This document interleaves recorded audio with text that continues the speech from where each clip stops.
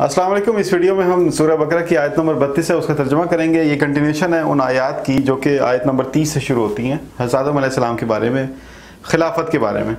हज़रत आदम को ज़मीन का खलीफा अल्लाह ताला ने बनाया और उसकी जो वजाहत है अल्लाह ताला इन आयत में फरमा रहे हैं। अच्छा, ये बात नोट कर लें कि ये आयत जो हैं ये जो वाक़या है ये कुन के बाद और अलस्त के बाद का वाक़या है, लेकिन जन्नत में जाने से पहले का वाक़या है। और हज़रत अम्मा हवा के ज़ाहिर अभी नहीं हुई हज़रत आदम के अंदर से। हज़रत आदम यानी एक मखलूक के तौर पे मौजूद हैं और उनकी मौजूदगी में अल्लाह ताला फ़रिश्तों से बातचीत कर रहे हैं। तो फ़रिश्तों को अल्लाह ताला ने कहा था कि मुझे इन अस्मा के बारे में बताओ, ख़बर करो अगर तुम जानते हो।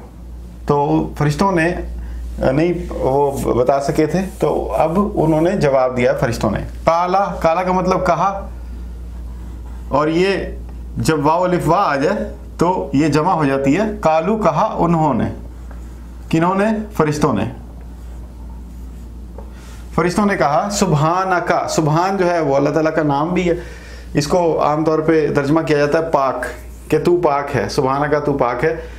तो मैं इसका तर्जमा नहीं लिखता, मैं लिखता हूं सुबहान है तू, सुबहान है तू, या तस्बीह सिर्फ तेरी।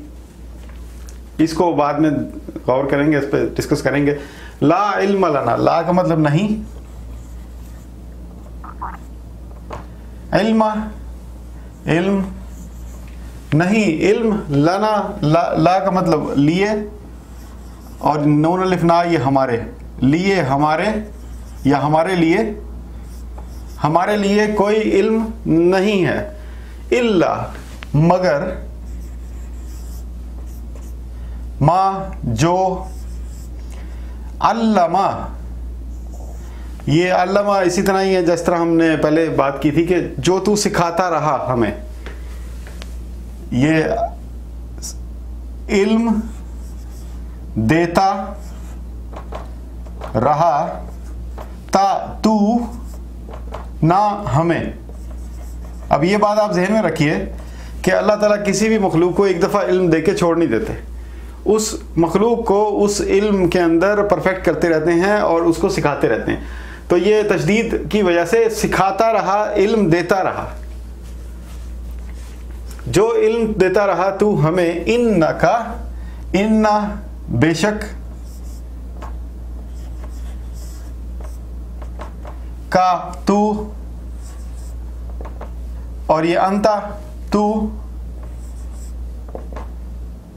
अब ये तू तू दो दफा आ गया तो इसका मतलब है तू ही, जोर दिया जा रहा है। बेशक तू ही, जब ही लगा दिया तो फिर एक तू हटा दें। बेशक तू ही अल अलीम, इल्म वाला, अल हकीम, हिकमत वाला। ये है उर्दू की वैसे लगाया है। तू ही अल अलीम है, तू ही अल हकीम है। इस आयत में थोड़ा सा मैंने तफक्कुर किया तो मुझे कुछ पॉइंट्स इसमें समझ आए जो कि मैं आपके साथ शेयर करना चाहूँगा।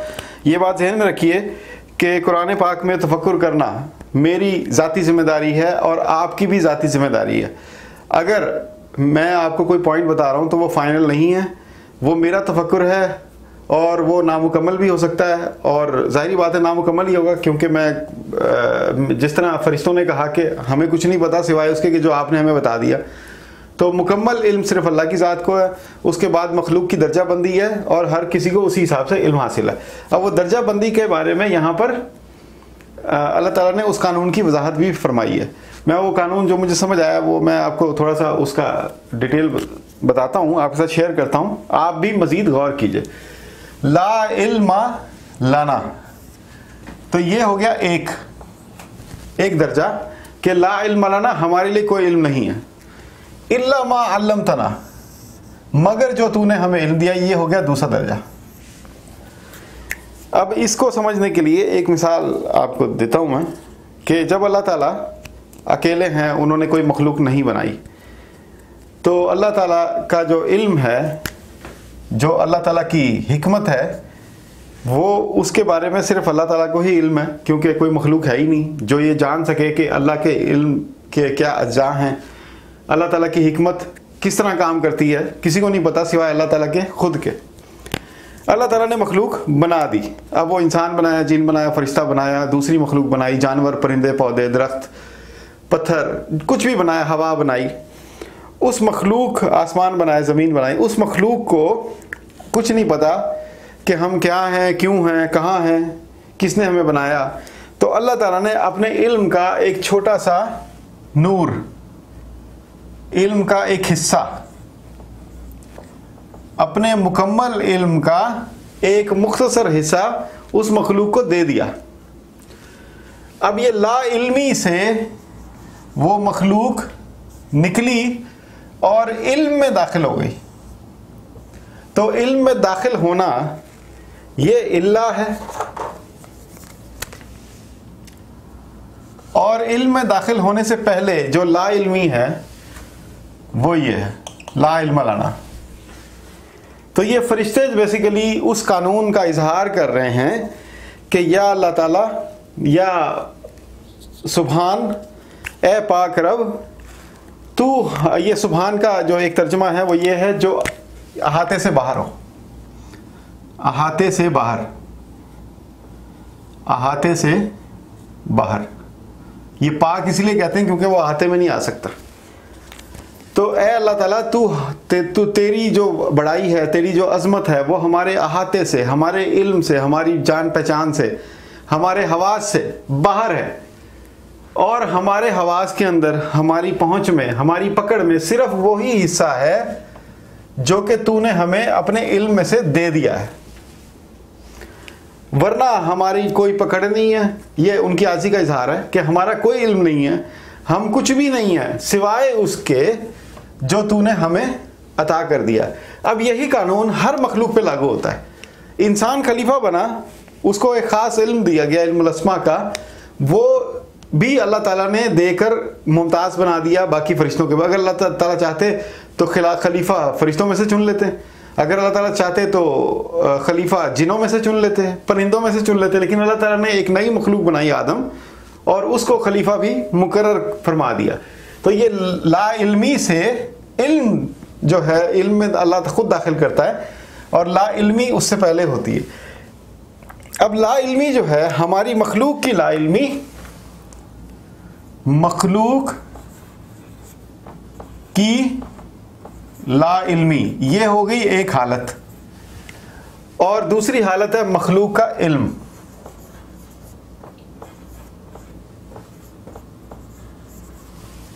مخلوق کا علم وہ علم ہے جو اللہ تعالیٰ نے اس مخلوق کو دے دیا، اس کے ساتھ شیئر کر دیا۔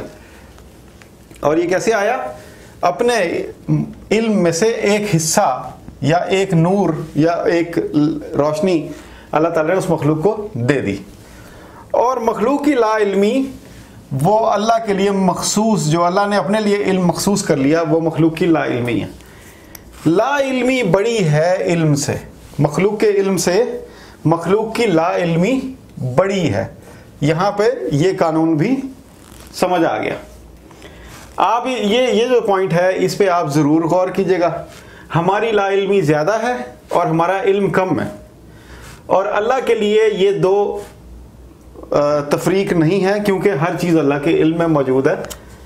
اللہ تعالیٰ نے اس چیز کا اظہار دوسری آیات میں بھی فرمایا ہے کہ میرے لیے کوئی غیب نہیں ہے، میرے لیے کوئی شہادت نہیں ہے، جو ہے جیسا ہے میرے سامنے موجود ہے۔ مخلوق کے لیے یہ تخصیص ہے لا علمی کی اور علم کی۔ اسی تخصیص کی وجہ سے آپ کو کہا جاتا ہے کہ آپ کا ایک لاشعور ہے اور آپ کا ایک شعور ہے۔ تو شعور وہ ہے جو الا ما علمتنا، اور لاشعور وہ ہے جو لا علم لنا۔ یہ چیز بہت گہرا قانون ہے، یہ اس پہ آپ غور کیجئے گا۔ اچھا، دوسری بات جو اس میں حکمت جو ہے، یہ علم تو سب جانتے ہیں کہ علم جاننا ہوتا ہے، پہچاننا ہوتا ہے۔ حکمت جو ہے وہ یہ عربی میں حاکم جو ہے نا، امپائر کو کہتے ہیں۔ یہ جو امپائر میچ میں ہوتا ہے نا، اس کو حاکم کہتے ہیں۔ وہ کیا کرتا ہے, اب یہ جب مثلاً فٹ بال میں یہ پلیئر ایک دوسرے کو دھکے دیتے رہتے ہیں, وہ ہر دھکے کے اوپر وسل نہیں بجاتا یا وہ کارڈ نہیں دکھاتا, ریڈ کارڈ یا یلو کارڈ یا جو بھی, وہ کسی اس دھکے پہ کارڈ دکھاتا ہے جس میں گیم کا رخ پلٹنے کی کوشش کرتے ہیں وہ کسی دوسرے کھلاڑی کو دھکا دے کر. تو حکمت یہ ہے کہ ہر جگہ پر مداخلت نہیں کرنی. کہاں پر مداخلت کرنی ہے یہ حاکم خود طے کرتا ہے. تو یہ حکمت ہوتی ہے, یہ اس کی اپنی ایک مصلحت ہوتی ہے, یہ اس کا ایک اپنا طریقہ کار ہوتا ہے. تو حکمت صرف علم ہونا کافی نہیں ہوتا, حکمت ہونا بھی ضروری ہوتا ہے. جس کے پاس یہ دونوں ہیں وہ برتر ہوتا ہے. تو اللہ تعالیٰ نے قرآن میں دوسری آیت میں فرمایا ہے کہ ہم نے ایسا نبی اتارا, نبی کریم صلی اللہ علیہ وسلم کے بارے میں فرمایا, جو تمہیں علم اور حکمت دونوں دیتا ہے. تو آدم علیہ السلام اور ان کی جو آنے والی پیڑھیاں ہیں مسلمان جو انسان ہیں, ان کو اللہ تعالیٰ نے علم بھی دیا اور حکمت بھی دی. اچھا, اب یہ سوچنے کی بات ہے کہ کیا علم و حکمت دوسری مخلوق کے پاس نہیں ہے؟ دوسری مخلوق کے پاس بھی ہے, لیکن جو علم کا حصہ آدم کو دیا گیا وہ بہتر ہے, وہ زیادہ برتر ہے, وہ مقدار میں بھی زیادہ ہے بنسبت باقی ساری مخلوق کے. اور اس کی وجہ کیا ہے؟ کیونکہ آدم کو اور آدم کی جو نسل ہے اس کو زمین کے اوپر خلیفہ بنایا گیا. آپ اس پہ غور کیجئے. اب اس آیت کا جو اگلا حصہ ہے, جو اس واقعے کا اگلا حصہ ہے, وہ آیت نمبر 33 میں آئے گا.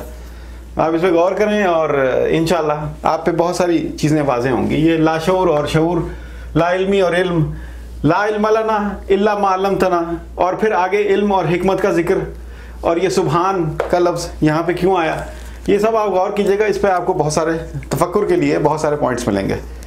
شکریہ.